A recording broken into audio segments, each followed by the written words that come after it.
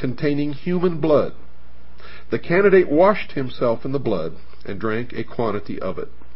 The string around his genitalia was removed, and then he was carried to a bath to undergo complete ablution. After this, he was given a meal composed of root vegetables. Now, folks, while it is possible that such ceremonies as this have actually taken place, and we know that they have, because it is the exact ceremony that George Bush underwent in the crypt, or what is known as the tomb, the skull and bones, at Yale University.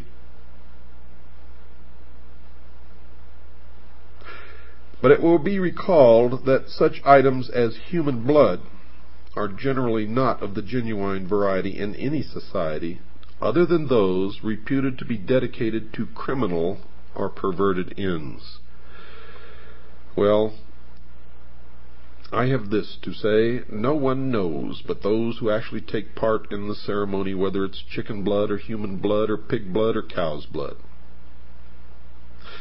And as with the initiations of other societies, there is no doubt that the candidate may have been made to believe that he was actually going through an initiation which involved horrible things of this nature, such as human blood.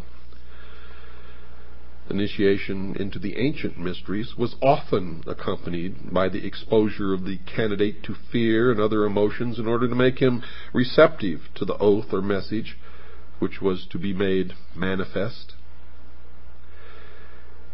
It has been said, folks, that the European version of the Order of the Illuminati contributed in no small measure to the development of revolutionary doctrines which eventually culminated in the Russian and other communist machines.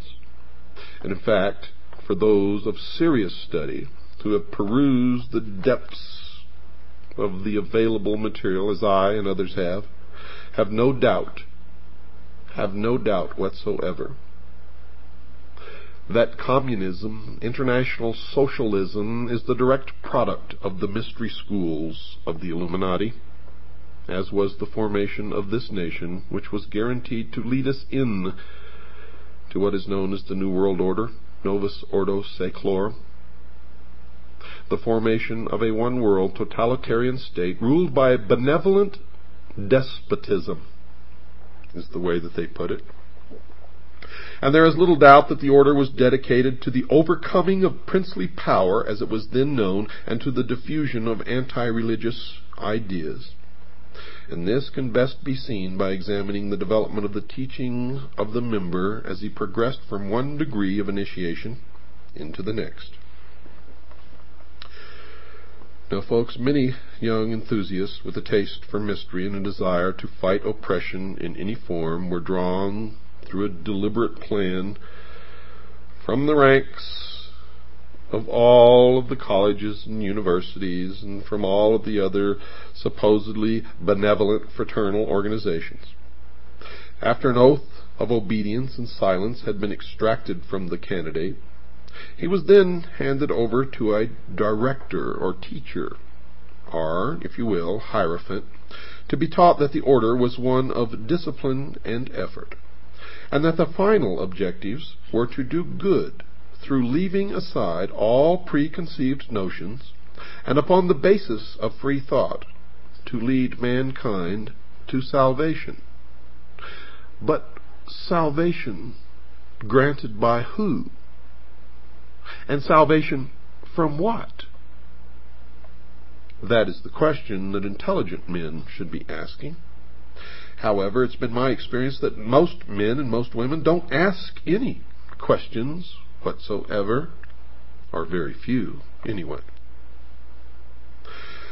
Those who managed to show that they were likely to accept the next stage in teaching were advanced to the rank in which he was made to swear that he would work under the orders of his masters without doubt or question. He would not use his critical faculties in any way, in any matter connected with such instructions. Now, in the lower ranks are the nursery for all you Blue Lodge Master Masons out there who think you know so much and are nothing more than the greatest group of followers ever conceived and let loose upon humanity. Yes, in the nursery, the member was very much in the dark as to the way in which the order was run and how it should accomplish its design of freeing the world. As he progressed, however, he found that a part of his service to the society was to gain financial and social power, and to place them at the disposal of the group. Indeed, he was expected to be a diligent Mason, and to try to gain control over Freemason funds. It was not until the 10th rite of promotion had been completed that the member was given, with the grade of priest, certain definite knowledge. And now today, in the order known as the Scottish Rite, this information is not given until the candidate actually reaches the 30th degree, according to the actual writings of the man who was the Grand Commander of all Freemasonry of the world and of the Scottish Rite of Freemasonry in the United States, Mr. Pike, General Pike. Well, this knowledge included the fact that the Illuminati were proposing to destroy princes and prelates throughout the world, and were to remove forever the feeling of local nationality from the minds of men. Another goal was to destroy all existing religions. The ways in which this was to be done involved infiltrating high positions in education, administration of government, the military, and, of course, the press. The very highest degrees showed that the rationalism and materialism of the thinkers who developed it were determined to stamp out all belief in religion, God, and any faith in a deity. The initiate was told were human inventions, and they had no meaning whatsoever. Now this was developed further, and the member who arrived at the highest position in the order, or that designated as Rex or King, learned that he was now the same as any king, on the same level, with the same rights and the same divine right of rule, and that all men were capable of equal advancement. But all men were not equal. Hence the need for kings over man was an illusion perpetrated by those in power, and this perpetration was to be broken at all costs. And the highest, or the man who sat at the head of the council of hidden supervisors, made up of 9 members, was designated as Rex Mundi, or literally translated, King of the World.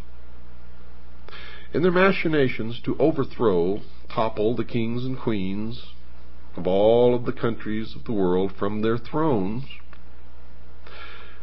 they established the United States of America in the English colonies in the New World,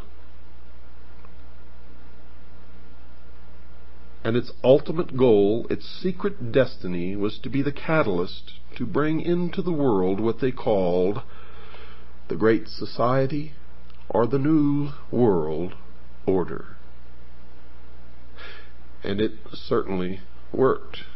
Dear listeners, as you can look back through history, the granting of the common man of liberty, fraternity, equality, freedom that he had never tasted or known before in history, lit the spark that then ignited the French Revolution, of course, with the leadership and the manipulation of the people of the Illuminati, the lodges of Freemasonry, the Ancient Order of the Rose and Cross, and others. At the highest level are all the same, with the same goals. And this spark of revolution spread throughout the world. And until we all grow up and learn how to stop this, it will continue. As the secret societies propel us, manipulate us, deceive us, lie, operating in secret, infiltrating everything decent and good that man has ever built, destroying it from within, bringing closer and closer their goal of what they believe